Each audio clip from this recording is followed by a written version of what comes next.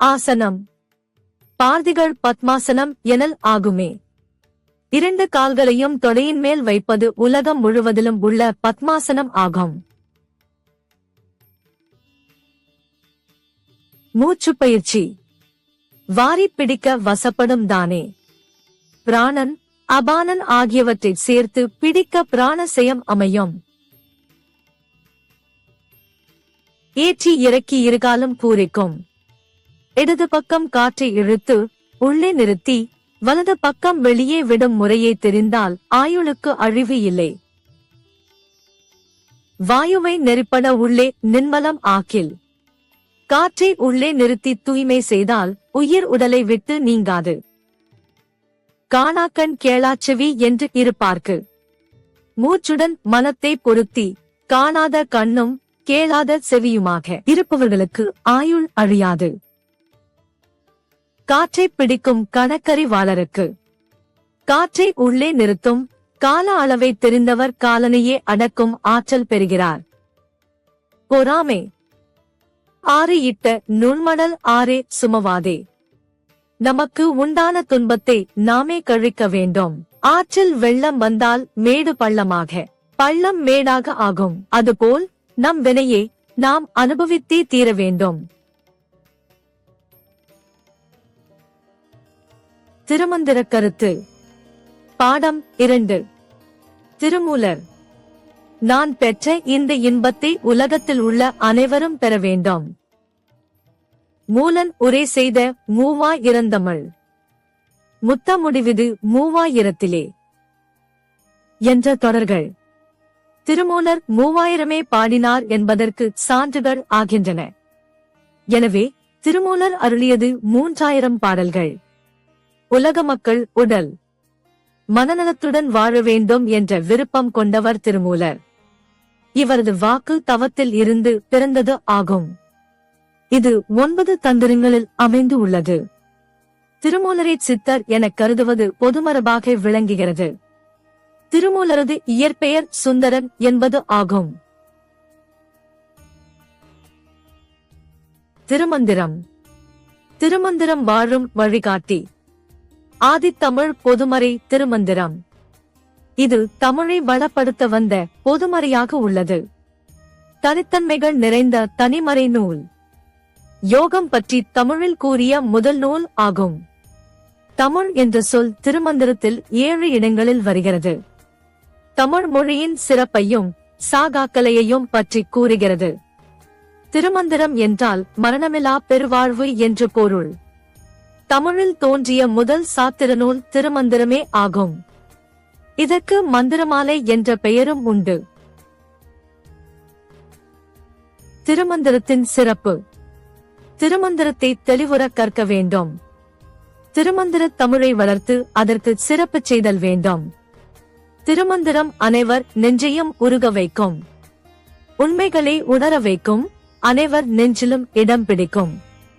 அறியாமையை போக்கும். அனைவரையும் இன்புற வைக்கும். திருமந்திரம் இறைவனையும் நம்மையும் கண்டறிவதற்கான வழிமுறைகளை கூறுகிறது. இரக்கம், கருணை, தயவு, ஒருமை, அன்பு, அருள் போன்றவற்றை பெற பக்தி உதவுகிறது. பாயிரம். வேதத்தில் உள்ள அறங்களை ஓதி உணர்தல் வேண்டும். திருநெறி, பெருநெறி, குருநெறி என்பதை வேதம் கூறுகிறது. எல்லா நீதிகளும் வேதத்தில் சொல்லப்பட்டு விட்டன. வேதத்தை ஓதியே வீடு பேற்றை அடைந்தனர்.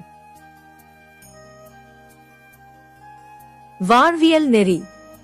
நிலையாமை, உடம்பு, செல்வம், இளமை, உயிர் போன்ற அனைத்தும் நிலை அற்றவை. இளமை கழிவதற்கு முன்பே இறைவனை நினைக்க வேண்டும். உயிராவது உடலில் நிலைத்து இருக்கக்கூடியது அல்ல. பொருளை தேடிச் சேர்க்காதீர். ஒவ்வொரு நாளும் வாழ்நாள் குறையும். கடவுளை தொழுங்கள், வளமாக வாழலாம். இறை வழிபாடு வேண்டும். எட்டிப்பழம் அழகானது, ஆனால் கசப்பானது. இறைவனிடம் கொள்ளும் பற்று அனைத்தும் தரக்கூடியது. பிறர் மனம் நோதல் கூடாது. விட்டுக் கொடுக்க வேண்டும். அருளும் பொருளும் ஒன்றே. வழிபாட்டால் இறைவன் அருளைப் பெறலாம். ஒழுக்கம். திருமூலர் ஒழுக்கம் இருந்தால் நீண்ட காலம் வாழலாம் என்கின்றார். ஒழுக்கத்தை கடைபிடிக்க வேண்டும். பண்பட்ட ஒழுக்கம் மேலோங்க இறை உணர்வு தானே வரும். தானச்சிறப்பு. உயிர் உடலில் இருக்கும்போதே தான தர்மங்களை செய்ய வேண்டும். ஈகை முதலிய அறங்கள் செய்தல் வேண்டும். அறம். ஏழைகளுக்கு கொடுத்தலே அறம். அறத்தால் இன்பம் பெற முடியும். அறம் சார்ந்த ஒழுக்க வாழ்வால் முன்னேற்றம் ஏற்படும். இயன்ற அளவு உதவ வேண்டும். உயிர் இரக்கமும் கருணையும் தயவுமே வாழ்வை உயர்த்தும். உதவும் மனப்பான்மையை வளர்த்துக் கொள்ளுங்கள். மன தூய்மையே அறம். அன்புடைமை. அன்பும் ஆண்டவனும் ஒன்று. அன்பே திருமூலரது இறை கொள்கை. அன்புக்கு வசமாகும் பரம்பொருள்.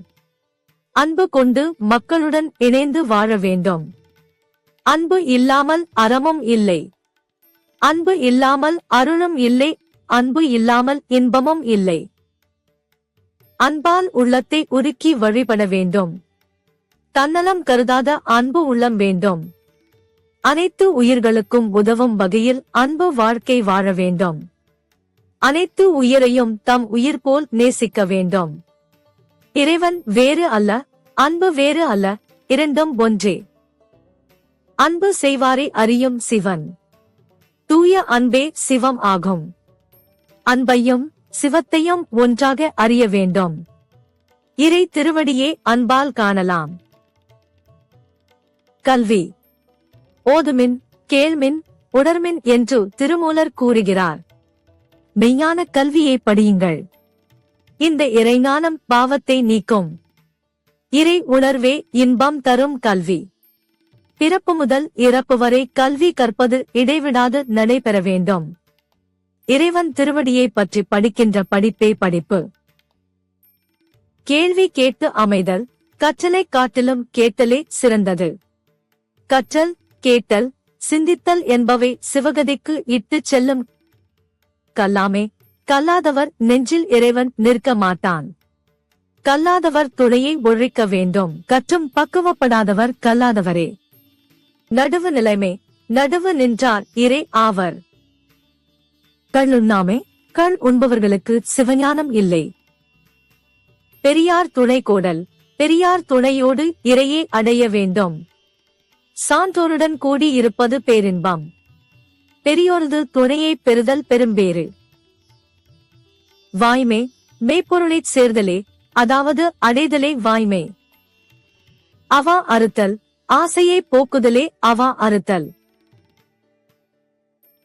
யோக நெறி.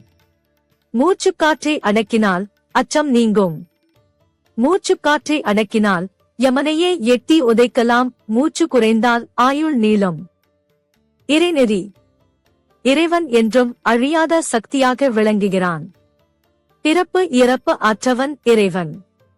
எந்த வகையில் முயன்றாலும் இறைவனை அடைய முடியும். திருமந்திரம் ஆன்மீக தெளிவை ஏற்படுத்துகிறது. இறைவன் மூவருக்கும் மூத்தவன். சிவாத்மாவே பரமாத்மா. அனைத்தும் சிவமே. சிவத்தை அறியின் எல்லாவற்றையும் அறிய முடியும். சிவன் நாமம் கூற நீங்கான். சிவன் பக்தருக்கு அருளும் பரம்பொருள். இறை இயல்பை உணர்ந்தபோது இறையை காணலாம். சிவநாமத்தை சிந்தித்தல் வேண்டும். ஆடிப் பாடினால் இறை அருளும். அருளும் பொருளும் ஒன்றே. உயிர்களுக்கு அவனே உபகாரி. இறைவன் ஒருவனே. நமச்சிவாயம் சித்தத்தை ஒடுக்கும். இறைவனை அடைவதற்கு மனிதன் முயல வேண்டும். அனைத்திற்கும் மூலப்பொருளே தெய்வம். ஓம் என்பது சக்தி ஆகவும் விளங்குகிறது. சிவாய நம எனும் ஐந்தெழுத்து பிறப்பை நீக்கும். சிவநாமத்தை சிந்தித்தல் வேண்டும். சிவத்தில் பொருந்தினால் சிவத்தை உணரலாம். அனைத்தும் சிவமயம். இறைவனே குரு. சிவனை குருவாக காண வேண்டும். தெய்வத்தை உள்ளே தேடு. அன்புக்கு வசம் ஆகும் பரம்பொருள். மெய்ப்பொருளாவது மேலாம் சிவமே. பொறுமை உடையவர் தேவதேவனை அடையலாம். அடியார் வாழும் நாடு வளமாக இருக்கும். உடல் தத்துவம். உடல், உயிர், உலகு என அனைத்தும் ஒளிமயமான சிவமே ஆகும். இறைவன் உள்ளத்திலும் வெளியிலும் உள்ளான்.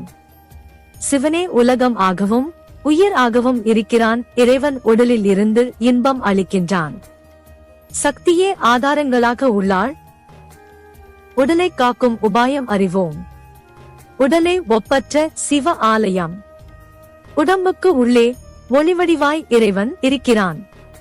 உள்ளத்தின் உள்ளே பல தீர்த்தங்கள். மன உறுதி உடையவர் இறையை அடையலாம். மனம் சிவத்துடன் கலந்தால் ஒளி பெறும். திருமந்திரம் உடலையுமா மனத்தையுமா செம்மையாய் வைக்கிறது. உள்ளமும் உடம்பும் ஆலயம். உடம்புக்கு உறுதுணை உயிர் ஆகும். ஆன்மா ஒளியை அறிந்தால் துரியத்தில் நிற்கலாம். தூயான்மா சிவத்தோடு கலக்கும். அறிவு. உயிர்கள் அறிவு வடிவம். அறிவு என்றால் ஒளி. அறிவுக்கு சிவமே ஆதாரம். சிவமாகிய அறிவு வானத்தில் உள்ளது. ஞானம் என்றால் அறிவு என்று பொருள். சிவமே அறிவு மையம், சக்தியே செயல் மையம். இறை அறிவு இல்லாதவர்கள் இறைவனை காண முடியாது.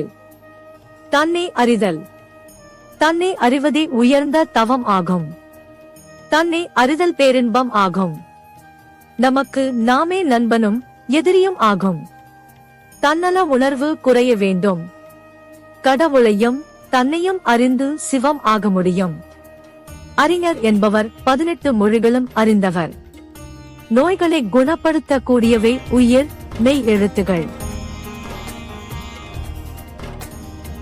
விருப்பத்துடன் செய்ய வேண்டும்.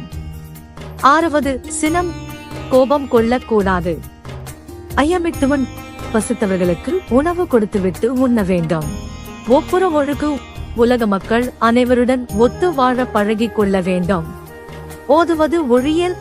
அறிவை பெருக்க நல்ல நூல்களை படிக்க வேண்டும். ஒளவியம் பேசேல். யாரிடமும் பொறாமை கொண்டு பேசக்கூடாது. சனி நீராடு. சனிக்கிழமை தலைக்கு எண்ணெய் வைத்து குளிப்பது நல்லது. இளமையில் இளம் வயதில் கல்வியை கற்றல் வேண்டும். துன்பத்திற்கு இடங்கொடேல். துன்பம் வரும்போது அதற்கு இட கொடுத்தல் கூடாது. நன்மை கடைப்பிடி. நல்ல செயல்களை உறுதியுடன் செய்தல் வேண்டும். பேதைமை அகற்று. அறியாமையை நீக்குதல் வேண்டும். பெரியாரை துணைக்குள். சான்றோருடன் நட்பு கொள்ளுதல் வேண்டும். வித்தை விரும்ப. அறிவை தரும் கல்வியை விரும்பிக் கற்றல் வேண்டும். ஊருடன் கூடி வாழ். அனைவருடன் ஒத்து வாழ்தல் வேண்டும். வைகரை துயிலெழு. அதிகாலையில் எழுதல் வேண்டும். பிழைப்படச் சொல்லேல். குறை உண்டாகும்படி தவறாக பேசக்கூடாது. ஊக்கமது கைவிடேல். மனவலிமையுடன் தளராது செயல்படுதல் வேண்டும். ஏற்பது இகழ்ச்சி. பிறரிடம் உதவி கேட்டு பெறுதல் கூடாது. நன்றி மறவேல். ஒருவர் செய்த நன்றியை மறத்தல் கூடாது. கேள்வி முயல். கற்றவர்களின் நூல் அறிவை கேட்டு அறிதல் வேண்டும்.